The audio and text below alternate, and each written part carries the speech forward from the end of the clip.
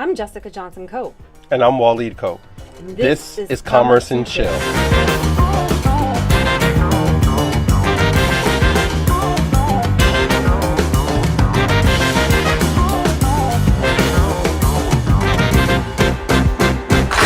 And we're back with the kale salad flow. Welcome to Commerce and Chill. I'm Jessica Johnson Cope.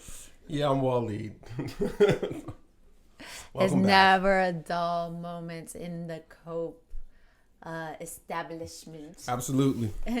Today we want to talk to you about the zombie apocalypse. More specifically, how to survive the zombie apocalypse. Wait, we're going to talk about actually like killing zombies and stuff? Or like, are you trying to be metaphorical here? It's all of the above. I mean, I think that you can correct me if I'm wrong. There are a lot of people that are walking through life like zombies. They have no accountability for what they do. They have no ownership for their own lives. They're like lambs being led to the slaughter, i.e., they're walking around like zombies.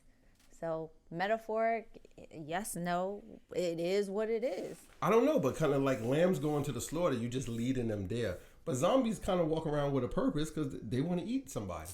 Their purpose is they keep going driven by the hunger. They want to feed. They smell, they see, but are they really have a purpose? No.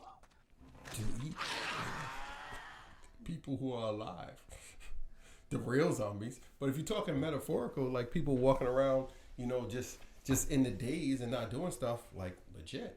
I mean, they're just going through the process, going through the flow. That's true for a lot of people in school. It's true for a lot of employees, and it's true for some small business owners. Yeah, because and the question is, do you become a zombie because you reach a certain point and you become complacent and you become comfortable, or are you just a zombie because you're just like, I just want to be average?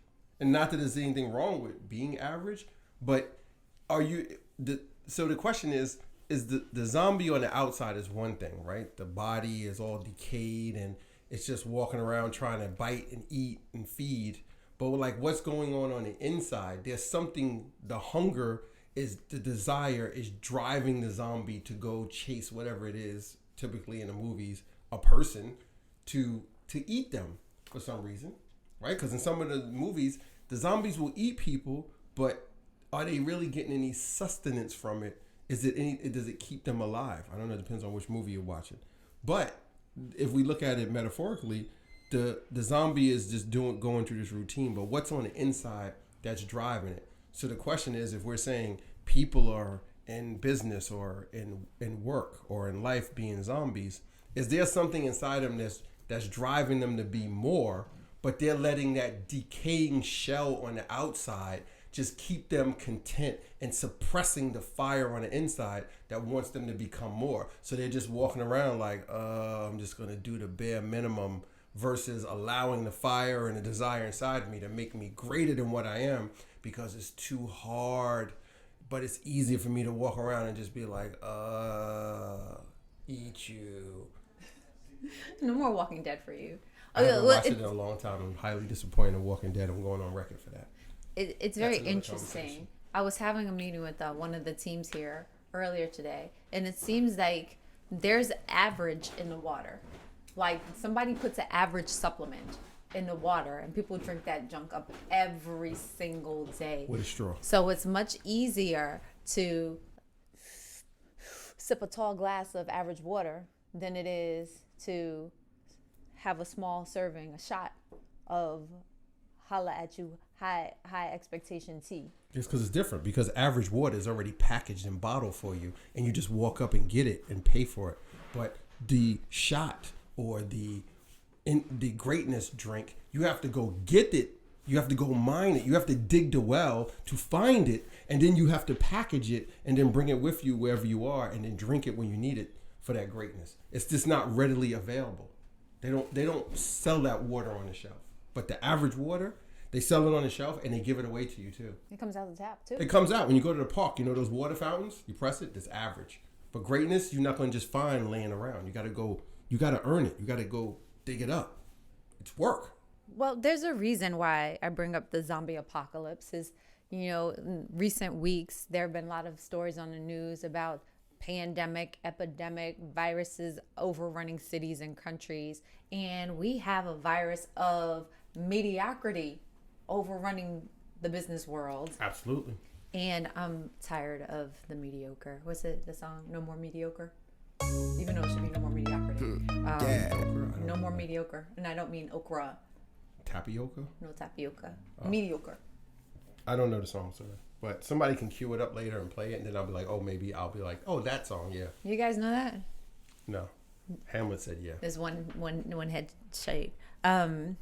Yeah, so let's talk about it in terms of businesses just being mediocre and businesses not being prepared for the zombie apocalypse or whatever virus comes or whatever epidemic overruns society. We've gotten a couple of calls about how we will address the impact of corona and Lyme virus or COVID-19 here. And we've been very fortunate because we haven't had a negative impact, but we do know some businesses that have been affected either in food service. Oh, heck yeah.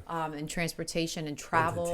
Entertainment. I know I was really looking forward to go speak at one event and it got all the way shut down, canceled. Thank you, COVID-19. Because you really have to think about the health and well-being of the participants. Absolutely. That's way more important than, I mean, the finances and the economics are important, and no telling what kind of effects it's going to have, whether it's going to be, long-term or short-term. But, you brought up, how do you prepare your business? We jokingly say in zombie apocalypse, but the overall thing is like, how do you have the mindset, the wherewithal, the plan for your business to survive the apocalypse? An apocalypse could be anything. It could be a competitor who opens up across the street. Could be, a competitor opens up around a corner. It could be a shift in your supply chain. Like one of the places you get your resources from, they're like, listen, we got to raise our prices, 15% because they just placed a tariff on our imports that come from another country. So the apocalypse is just not like, this coronavirus. It is using it as the touch point, but metaphorically, it could be anything. It could be, labor. Look, minimum wage went up in New York State. That was huge in New York City. Huge. Right? Huge, like that kid said. That was huge for a lot of small businesses. Like I know we know people who have, like, they were like, I'm out of business because of this. Like it's just too high. And like, let's not front that. Like on some of our business side, they're just kicking my like, because when the payroll taxes went up, there's other implications that go with it, and you can't just go to your customers and be like, okay, so my cost went up 25%. I'm gonna raise all your prices or what you pay for these products and services 30% because I still got to make a profit. I mean, look what happened at the store when we raised the prices at the beginning of the year when wages went up. The lady literally came across the street and was like, "Where's Waleed? I want to speak to him." Like everybody came in the back and was like, "Cool, the client want to talk to you." I was like, "Okay." So I went out. I was like, "Hey, how's it going?" She comes on, it's a regular customer, comes every week, and she was like, "I want you to justify to me why you raised your prices." And I was just like, "Holy smokes!" Like, she felt like the prices should stay low. She was like, "These are Manhattan prices." I'm just like, are you aware, like, and like respectfully, I was like, are you aware of what the costs are for small businesses? Like the taxes, all the, the back end insurance, all the fees and miscellaneous things that come. And then people will say, well, you should pay people a fair wage. But at the end of the day, if I want to give my team members a raise, where does it come from? Like it comes from your pocket. Right, because clearly like money just grows in the basement of small business magically. We go down there and we're like, oh, look, $100 bill just grew on a tree today. Oh, look, the magic pot in the corner of the basement is full of gold. Yay! And I pull out all these gold coins and then I run to the bank and then I write checks to all my team members. Like, it doesn't work that way. So how do you survive the zombie apocalypse? So basically, how do you survive? Give us three pointers for small businesses to take to avoid the zombie apocalypse. How do you prepare? Give them 3 quick tips. Always deliver more value to your customers, than what you're pricing your product for. And some people are probably like right now, Cope, what the hell did you just say? Like, or they're like, that's crazy. Give more value than what you're giving someone for that product. Let me rephrase that. Give more value than what they're paying for that product. So if you're selling a loaf of bread for $3, figure out how do you give more value for that loaf of bread at $3 so that your client, your customer feels like they're getting a $5 loaf of bread for $3, right? And I'm not saying that value give them has to be materialistic. It might not, and it might not be 100% tangible. When I say tangible, they can put their hands on it, they can smell it, they can taste it. Maybe it's the way your team members handle each interaction with the customer. They give very good customer service. So then when you do raise the price from $3 to $3.50 or $3.75, the customer's like, I don't care. Because when I go in there, they're always dressed professional. They speak to me professional. And at the end of the day, the bread is banging. So I'm making bread. He's making bread. So that's one point. Give me another point. What do you want, 3? 3. Man, you're digging hard today. So that's 1. Give value. To me, that's like a huge one. Like I'm like almost stumped to think of a second one because that one trumps everything as far as I'm concerned. So I'll help you. While you try to think of one, I'll get one. Tap into your community and your network. I've been amazed at the number of clients, supporters, and shareholders, not investors, but just sponsors, if you want to say, that have just called to check in to see how we're doing. Right? The city of New York has indicated they'll provide grants and loans to small businesses. Unfortunately, we're too big to qualify for the small businesses. On one side we are, and then on the other side we can, but the whole thing is like you have to be, like they say, to qualify for this, like, was it like 2% interest rate? Is it grant or is it loan? They have grants for businesses under four employees or less. Don't qualify for that one. And then they have low interest rate loans for businesses that have been impacted But that you have gotta have 100 or less employees. But I think they say you have to have a 25% loss due to the coronavirus or something like that. Yeah, like, first of all, like, and I'm sure there's people out there, and like, respect, I feel for you. If you got a 25% loss right now, like, that's some really hard thing to deal with. Because if you're a small, medium-sized business and your revenue gets cut by 25%, unless you have these huge profit margins, which I'm sure there's some business out there, but listen, and if you are, hit me up, leave a comment, DM me, email me, because I want to know what that is, because I might want to get a few coins in on that business. You'll probably be all right if you stashed enough coins when things were really good. And then you can ride out this short economic downturn because of the COVID-19 coronavirus. Or we'll just say changes in the market in the landscape. Because but I'm it just doesn't talking even about have to be a immediately, virus. like right now. Yeah. But I don't know. But I'll give you some specific examples. We had a call yesterday, with the Chamber of Commerce. And one of our Chamber of Commerce is for which we're a member, and they wanted to understand what challenges we were facing and to connect us with some of the other chamber members so that we could build upon the things that we're doing and getting right and where we're winning, so that we can just kind of circumvent the challenges of the zombie apocalypse, this current zombie apocalypse. Because the zombie apocalypse comes. It's like the plague. I mean, it comes all the time. It comes all the time. It's just, what is it like? So it's COVID-19 now, right? And some businesses are thriving. Like, if you're selling hand sanitizers and masks, you're crushing it right now. Just don't get out, but don't buy any hazmat suits at the dollar store. Yeah, like, or there's some cases of the hand sanitizer that's burning people because people is like making their own. But think about it. Now, there's always upsides and downsides when things happen, right? My boy Armbruster is chatting me up, and we were looking at the stock market. Like, now is the time to buy stock. The Dow is down. Like, there are companies who are being affected dramatically by this COVID-19. Now, the question is, when you look at these companies historically, or what they do, product or service, is this impact of COVID-19 going to affect them long-term or short-term? So then you can say, listen, the stock is down, X% since this has been going on. Do I buy some, like, especially if you're in it for the long term, I buy some now and I tuck it away for a rainy day. Like, I buy it and just go to sleep on it. And then I wake up 5, 6, 8 years from now and I'm like, it might have doubled my money.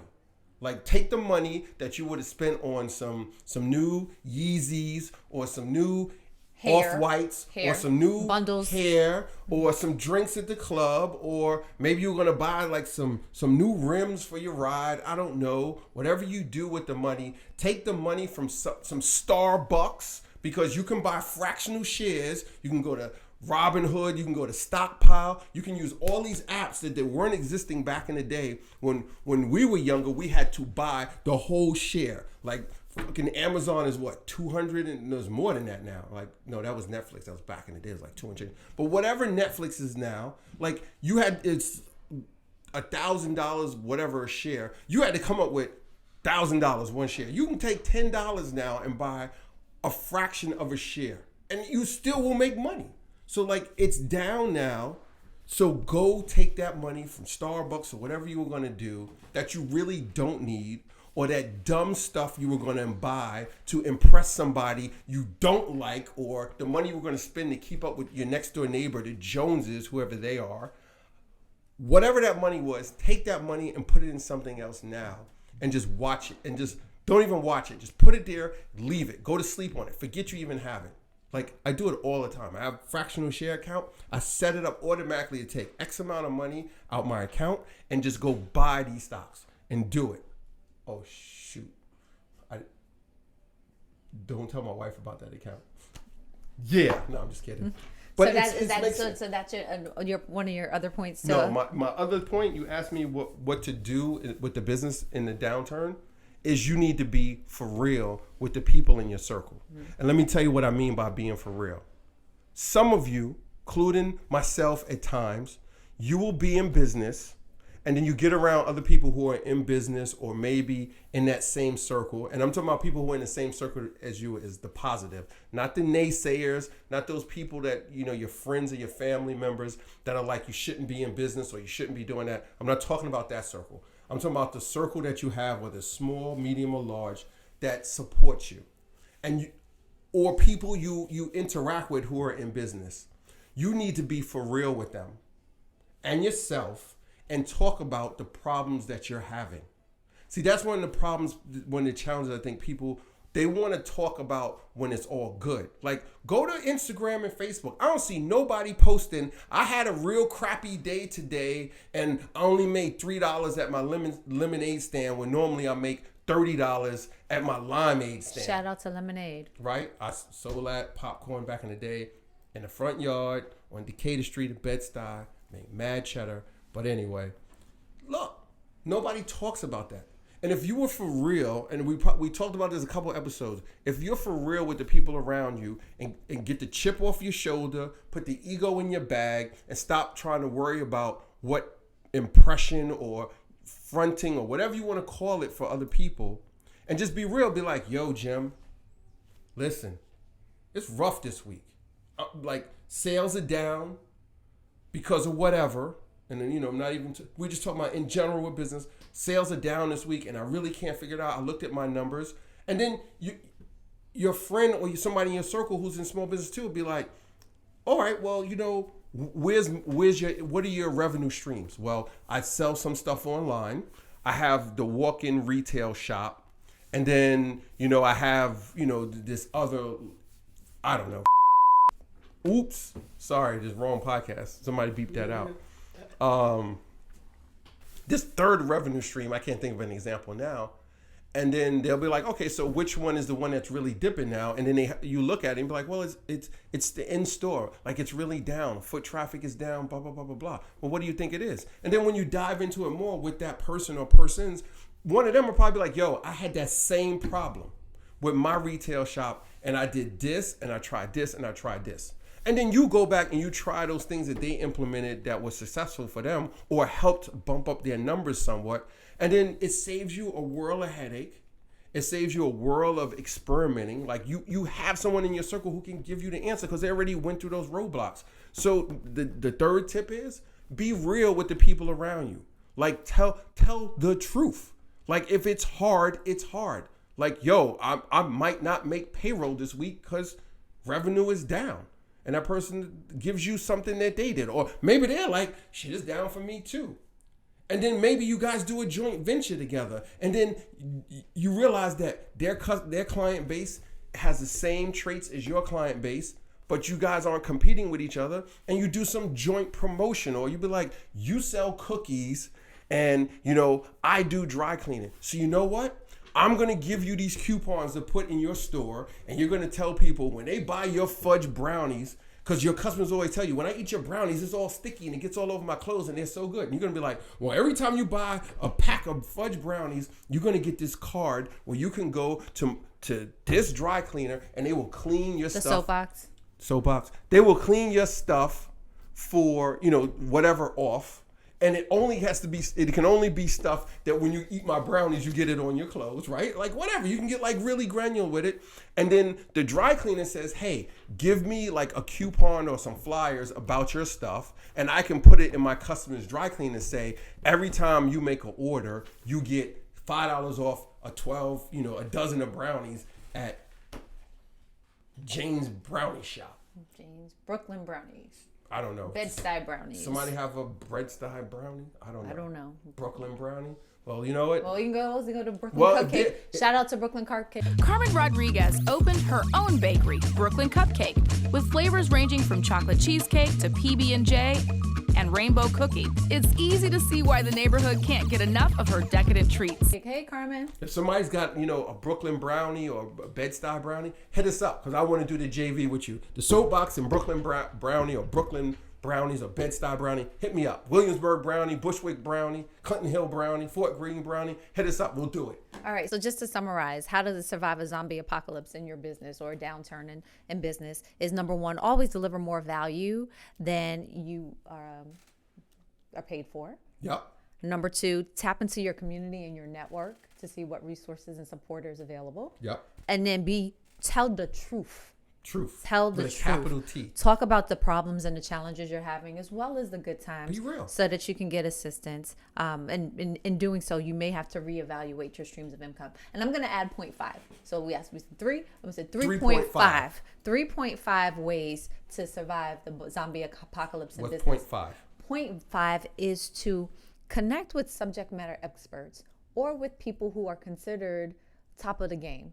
They're top on their game. That's who the people that you see on the news. I say this all the time. It's always great to increase your network and to reach out to people who you see in the public to either be your mentors or your advisors or just to give you information. And so we are very fortunate to have that. We have one gentleman in particular, former law enforcement officer, who is just thebomb.com. He's on panels for Department of Homeland Security, for different law enforcement agencies, as well as in the industry in which he works. And Saturday he emailed me. He's like, I apologize for emailing you on the weekend, but I have to work because we're trying to address this and get ahead of this current situation. And I just want to let you know what we're talking about. So when you connect yourself with subject matter experts, it makes you more of a subject matter expert to the people in your community. So I may not be a medical physician, but I can say we've talked to people in the health department. We've talked to people from CDC. We've talked to people from the 3-letter government agencies. And so we have guidance on from good resources that can help you. So it's not just regurgitating, but having a connection to the source. We got the plug. So make sure you have a plug in your respective industry, your respective city or community, so that you can be an advisor to the people who are doing business with you, people that work with you. Really briefly, what about zombie apocalypses, or is it apocalyptize? I don't know. In your relationships, what do you do? How do you survive a zombie apocalypse in your personal relationship? Personal relationship, what? With people in business, or you mean just in life in general? In life in general. I don't know, cause you kind of messed my head up a minute ago when you was just talking about the whole subject matter expert, and I just had this dark flash. Then go back to the dark flash. It's just like when I just think of these people who are out there and they're a subject. They're like, I'm an expert in cannabis, or I'm an expert in whatever they're talking about, and they're like, yeah, and I'm just like, oh, I'm an expert in real estate, and and then when you go to their profiles or their bios, and they got all this stuff, and I'm like, if you look up the word, I don't have my phone, what is the definition of an expert? Somebody look up Google that. Hey Siri, Hey Google, what's the definition of, where's Alexa? Can we get an Alexa in here for this podcast so I can get stuff? You know, voice is mad fast. Hamlet is on point. A person who has a comprehensive and authoritative knowledge of or skill in a particular area. Thanks, bro. So basically, they're talking about somebody who's really narrowed, niched down when they talk about what an expert is. Mm-hmm. How can someone be an expert in cannabis? How can you be an expert in real estate? How can you be an expert in security? Or how can you be an expert in laundry or dry cleaning? It's relative. No, but yeah, it's relative. Okay, yeah. I'm a security expert. No, but see, I do security all day, every day. Yeah, but this is different. Like when I talk about somebody being an expert, if I tell you right now, I'm an expert in this microphone. I know all the components inside of it. I can take it apart. I can put it together. I can solder it. I can fix it. I'm an expert on this. I'm not an audio technician expert. I'm an expert on this microphone. And this microphone happens to take audio and sends it through this wire to whatever we got it plugged into on the other end, right? It's being an expert. It's like niche it down. Like people kill me and they talk about this broad thing. I'm an expert. You're an expert in cannabis. You know how broad cannabis is? There's CBD. There's edibles. There's the smokables. There's vaping. It's so much stuff. How can you be an expert in everything? Like, how about people telling you I'm a life coach expert? Man, I almost cursed. I need my own podcast because I'm about to just start ranting. This is about to get really, and it needs to be on the explicit side. But I'm sorry. So then, what's the tip then? Right? Don't just criticize. Give them the tip so that they're not out there looking like jackholes. The tip is don't run around talking about you're an expert and stuff. You know what you do? Actions speak louder than words. Go out there and execute. I don't need to tell everybody, listen, I'm an expert in laundry or dry cleaning and blah, blah, blah. You know how you become, not even become the expert. You don't need to talk about, just be quiet. You go out there and execute. You hella execute and do it well. And guess what happens? People will talk for you. So if I'm doing the dry cleaning for a client, whether it's a retail client or it's a residential walk-in client, and I execute like a mother freaking hen, like a mother hen. In the background, their stuff is packaged right, this, that, and the third. The presentation is on point. The person who hands it to them is smiling. They're smelling like fresh laundry themselves. Their uniform is sharp. They're not looking like they just rolled out of bed and they're like, here's your clothes, bye. Like, the person will speak for you. Like, then you become the expert in whatever you're doing. Got it. So, in summary, don't be afraid of the downturns in business or the zombie apocalypse because it's going to come. The people that survive are the people that have a plan and execute on that plan. And so to be successful in your business or in your relationships, when the zombie apocalypse does come, remember to always deliver more value than you're paid for. Tap into that network. Tell the truth about your problems. And then connect with subject matter experts. And in the background, don't talk about it. Be about it. Learn all you can. Do all you can. Just do it. For all that you can. And then let those people speak for you. That's right. Why do people take reviews that people leave about their business and always post them on their website or in their advertisement or in their direct mail letters? Because other people's experience and voices speak louder than yours. Because if I'm telling you about, I can do this, I can dunk, I can shoot threes, you're gonna be like, I'm just talking gas. I'm gassing you up. I'm just talking smack. But if somebody else, if I walk on the court and I'm on the side with my headphones on and I'm just drinking my Gatorade or my water and I'm sitting there and these other people come on the court and we're about to play, a game of horse or one-on-one, they be like, yo, bro, that dude right there is fire. You about to play him? Son, take your stuff and go home. You're going to be like, inside, you're going to be slightly intimidated or you're going to be like, I better up my game because this dude is good. But if I come on the court talking, I'm going to crush you, I'm this, that, and the third, you're going to be like, yeah, whatever. Like, you're going to take it. And inside, you might a little bit be like, yeah. But you never seen me play before, so you just think I'm talking smack. So when it's all said and done, just handle your business. There you go. Don't be a business zombie. We're just getting walking flashed around for the 0 minute sign here, so we're gonna aimlessly, wrap this up. right? Wrap it up, Johnson. So we're gonna wrap it up because we're gonna go handle our business, so we're not zombies. For real, because I gotta go do two. Don't talk a about quote don't and a talk proposal. don't talk. That's why I'm gone. Like, let's wrap this up because this thing don't pay for itself. The work we do behind the scenes pays the bills for this podcast. And listen, we're here to share everything. Don't take it the wrong way. But gotta go do work to keep the lights on. And we're glad that you stopped by. Absolutely. Come back for another episode. Leave some comments. Click. Tell me what you think. Thumbs up. Thumbs up, thumbs down. Just tell it what it is. Don't be a zombie. And we look forward to seeing you on Or 1 another star. We just episode appreciate you coming by. of Commerce and Chill. Again, I'm Jessica Johnson Coe. I'm Waleed Coe. And it's been cool. See you soon.